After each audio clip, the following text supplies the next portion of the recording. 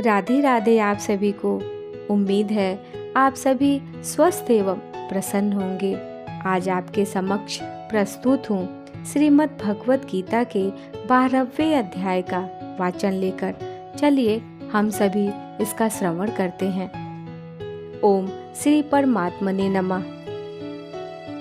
भगवान के वचनों को सुनकर अर्जुन बोले, हे मनमोहन, जो अनन्य प्रेमी भक्तजन इस पूर्वोक्त प्रकार से निरंतर आपके भजन ध्यान में लगे हुए आप सगुण रूप परमेश्वर को अति श्रेष्ठ भाव से उपासते हैं और जो अविनाशी सच्चिदानंद घन निराकार को ही उपासते हैं, उन दोनों प्रकार के भक्तों में अति उत्तम योगवेत्ता कौन है?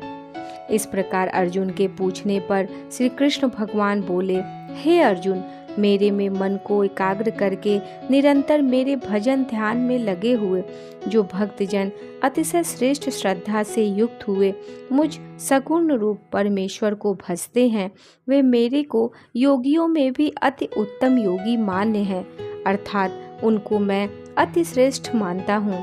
और जो पुरुष इंद्रियों के समुदाय को अच्छी प्रकार वश में करके मन बुद्धि से परे सर्वव्यापी अकथनीय स्वरूप और सदा एक रस रहने वाले नित्य अचल निराकार अविनाशी सच्चिदानंद घन ब्रह्म को निरंतर एक ही भाव से ध्यान करते हुए उपासते हैं, वे संपूर्ण भूतों के हित में रत हुए और सब में समान भाव वाले योगी भी मेरे को ही प्राप्त होते हैं।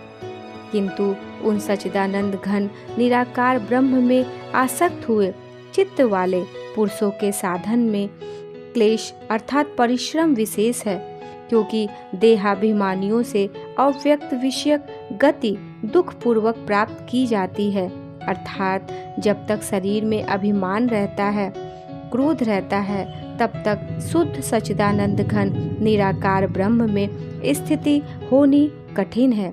और जो मेरे परायण हुए भक्तजन संपूर्ण कर्मों को मेरे में अर्पण करके मुझ सगुण रूप परमेश्वर को ही तैल धारा के सदृश अनन्य ध्यान योग से निरंतर चिंतन करते हुए भजते हैं, हे अर्जुन, उन मेरे में चित्त को लगाने वाले प्रेमी भक्तों का मैं शीघ्र ही मृत्यु रूप संसार समुद्र से उद्धार करने वाला होता हूँ। इसलिए हे अर्जुन, तू मेरे में मन को लगा और मेरे में ही बुद्धि को लगा। इसके उपरांत तू मेरे में ही निवास करेगा, अर्थात मेरे को ही प्राप्त होगा। इसमें कुछ भी संशय नहीं है। यदि तू मन को मेरे में अचल स्थापन करने के लिए समर्थ नहीं है, तो हे अर्जुन, अभ्यास रूप योग के द्वारा मेरे को प्राप्त होने के लिए इच्छा कर। यदि तू ऊपर कहे हुए अभ्यास में भी असमर्थ है, तो केवल मेरे लिए कर्म करने के ही परायण हो। इस प्रकार मेरे अर्थ कर्मों को करता हुआ भी मेरी प्राप्ति रूप सिद्धि को ही प्राप्त होगा।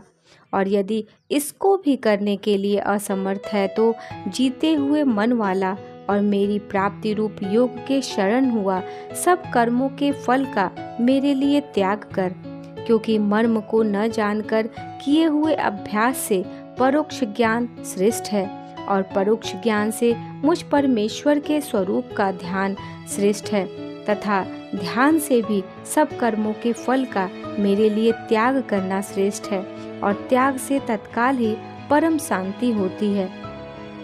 इस प्रकार शांति को प्राप्त हुआ जो पुरुष सब भूतों में द्वेष भाव से रहित एवं स्वार्थ रहित, सबका प्रेमी और हेतु रहित दयालु है, तथा ममता से रहित एवं अहंकार से रहित, सुख दुखों की प्राप्ति में सम और क्षमावान है, अर्थात अपराध करने वाले को भी अभय देने वाला है, तथा जो ध्यान योग में युक्त हुआ निरंतर लाभ हानि में संतुष्ट है, तथा मन और इंद्रियों सहित शरीर को वश में किए हुए मेरे में दृढ़ निश्चय वाला है, वह मेरे में अर्पण किए हुए मन बुद्धि वाला मेरा भक्त मेरे को प्रिय है, जिससे कोई भी जीव उद्वेग को प्राप्त नहीं होता है और जो स्वयं भी किसी जीव से उद्योग को प्राप्त नहीं होता है, तथा जो हर्ष अमर्ष भय और उद्वेगादिकों से रहित है वह भक्त मेरे को प्रिय है। जो पुरुष आकांक्षा से रहित तथा बाहर भीतर से शुद्ध और चतुर है, अर्थात जिस काम के लिए आया था उसको पूरा कर चुका है एवं पक्षपात से रहित और दुखों से छूटा हुआ है, वह सर्व आरंभों का त्यागी, अर्थात मन, वाणी और शरीर द्वारा प्रारब्ध से होने वाले संपूर्ण स्वाभाविक कर्मों में कर्तापन के अभिमान का त्यागी मेरा भक्त मेरे को प्रिय है। जो न कभी हर्षित होता है, न द्वेष करता है, न सोच करता है, न कामना करता है, तथा जो शुभ और अशुभ संपूर्ण कर्मों के फल का त्यागी है, वह भक्ति युक्त पुरुष मेरे को प्रिय है। जो पुरुष शत्रु मित्र में और मान अपमान में सम है तथा सर्दी गर्मी और सुख दुख आदि द्वंद्वों में सम है, समान है और सब संसार में आसक्ति से रहित है, तथा जो निंदा स्तुति को समान समझने वाला और मननशील है, अर्थात ईश्वर के स्वरूप का निरंतर मनन करने वाला है एवं जिस किस प्रकार से भी शरीर का निर्वाह होने में सदा ही संतुष्ट है और रहने के स्थान में ममता से रहित है, वह स्थिर बुद्धि वाला भक्तिमान पुरुष मेरे को प्रिय है। और जो मेरे परायण हुए, अर्थात मेरे को परम आश्रय और परम गति एवं सबका आत्मरूप और सबसे बड़े परम पूज्य समझकर विशुद्ध प्रेम से मेरी प्राप्ति के लिए तत्पर हुए श्रद्धायुक्त पुरुष इस ऊपर कहे हुए धर्ममय अमृत को निष्काम भाव से सेवन करते हैं, वे भक्त मेरे को अतिशय प्रिय हैं। राधा राधा। इति श्रीमद् भगवद गीता रूपी उपनिषद एवं ब्रह्म विद्या तथा योग शास्त्र विषयक श्री कृष्ण और अर्जुन के संवाद में भक्ति योग नामक 12वां अध्याय संपूर्ण हुआ। राधा राधा। आप सभी को उम्मीद है श्रीमद् भगवद गीता के 12वें अध्याय का हिंदी वाचन प्रभावित किया होगा, आनंदित किया होगा, समझ में आया होगा।